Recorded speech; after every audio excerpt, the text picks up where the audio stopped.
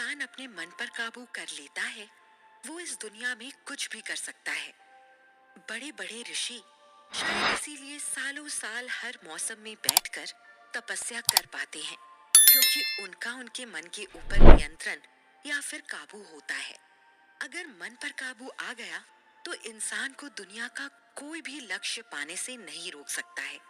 पर ये कहना जितना अच्छा और आसान लगता है, असल में उतना होता नहीं है। इसीलिए सालों साल लग जाते हैं, पर फिर भी मन को आदमी काबू में नहीं रख पाता है।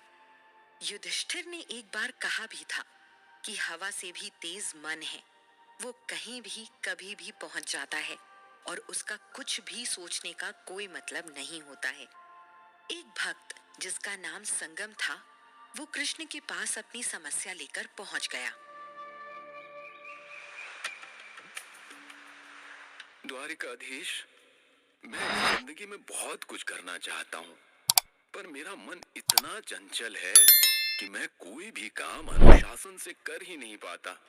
मेरा खुद पर कोई काबू ही नहीं है। मैं करना कुछ चाहता हूँ और मेरा मन मुझसे कुछ और ही करा रहा होता है।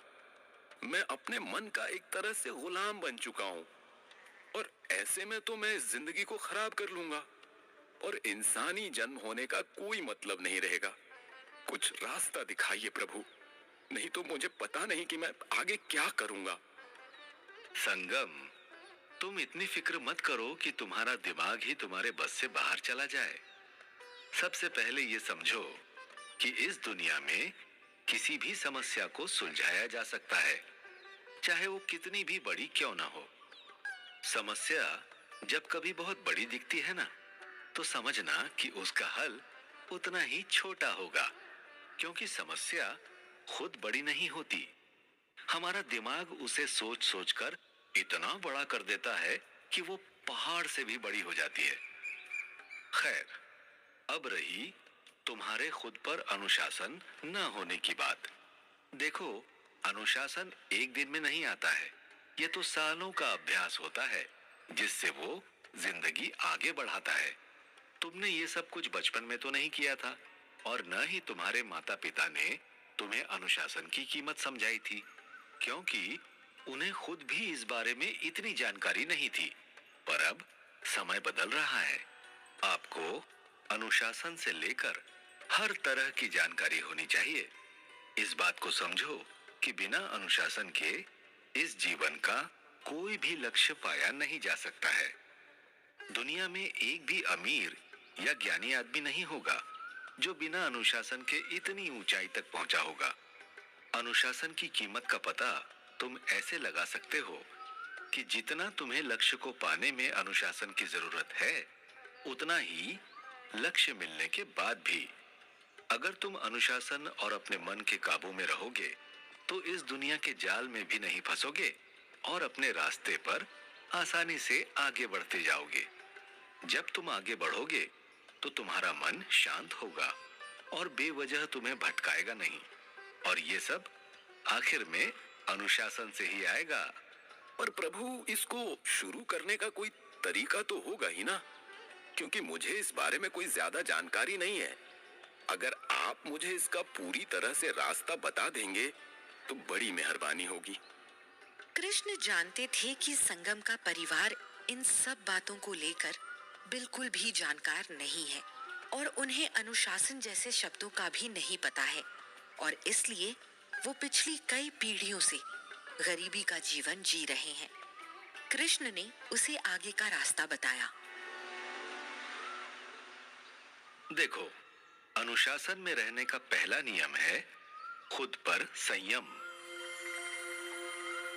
ये संयम हर तरह का हो सकता है, चाहे वो शारीरिक हो, मानसिक हो या फिर भावना के रूप में हो। मैं कुछ समझा नहीं कान्हा जी। इन सब चीजों पर संयम से आपका पूरी तरह से क्या मतलब है? मैं अच्छे से समझाता हूँ। मानसिक, शारीरिक और भावना पर संयम का मतलब है कि तुम्हें शुरुआत में अपने मन, विचार और कुछ कामों पर नियंत्रण रखना होगा। कोई भी काम अपने नियम या फिर लक्ष्य से अलग मत करो। अपनी शक्ति सिर्फ लक्ष्य के लिए बचा कर रखो। जब तुम अपनी शक्ति को बचाकर रखोगे तो अपने लक्ष्य को आसानी से पाओगे और उसे पाने के लिए जरूरत की शक्ति भी तुम्हारे पास होगी। इसके अलावा दूसरा नियम है फैसला लेना और कसम खाना कि जो चाहते हो उसी रास्ते में आगे बढ़ोगे। अपनी कसम और फैसले पर अडिग रहना। कोई कुछ भी कहे या करे, तुम्हें किसी भी कीमत पर अडिग रहना होगा, नहीं तो तुम अपने लक्ष्य से बहुत दूर हो जाओगे। मन पर संयम रखने की शुरुआत तुम थोड़े से कर सकते हो। जैसे अगर तुम्हें मीठा खाना पसंद है तो तुम पहले उसे खाना छोड़ो, या फिर तुम्हें कोई खास चीज पसंद है तो उसे त्याग दो। ऐसा करने से तुम्हारे अंदर दृढ़ शक्ति आएगी और इससे तुम्हारे लक्ष्य में मजबूती आएगी। उन छोटे मोटे कामों में सबसे जरूरी काम है कि अपने सुबह उठने का एक नियम बनाओ। उठकर सबसे पहले अपने आप को समय दो। कुछ घंटे अपने दिमाग के लिए खर्च करो।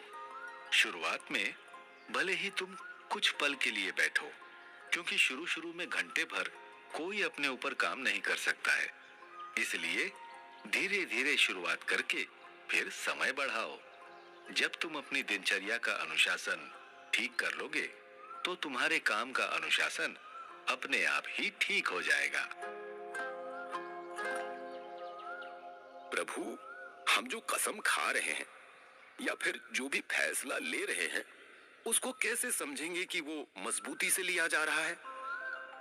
कभी भी जब कोई फैसला लो तो मन में जरूर सोचो कि क्या सच में तुम यही चाहते हो या बस यूं ही कुछ समय के लिए तुम ये सोच रहे हो। हमेशा अपने छोटे लक्ष्य और बड़े लक्ष्यों को अलग अलग करके रखो। इससे तुम्हें उन्हें पाने में आसानी होगी। जब तुम्हें अपना बड़ा लक्ष्य पता चल जाए तो उन्हें अपने छोटे छोटे लक्ष्यों के साथ आगे बढ़ाना सीखो। अपने लक्ष्य को बहुत ही सकारात्मक और उम्मीद से भरा बनाए रखो। खुद का हमेशा उत्साह बढ़ाते रहो और अपने मन को स्वस्थ रखो। मैं स्वस्थ मन से आपकी बात नहीं समझा। ये स्वस्थ मन कैसे होता है और कैसे मन को स्वस्थ किया जा सकता है? स्वस्थ मन बेहतर जीवन के लिए सबसे जरूरी है।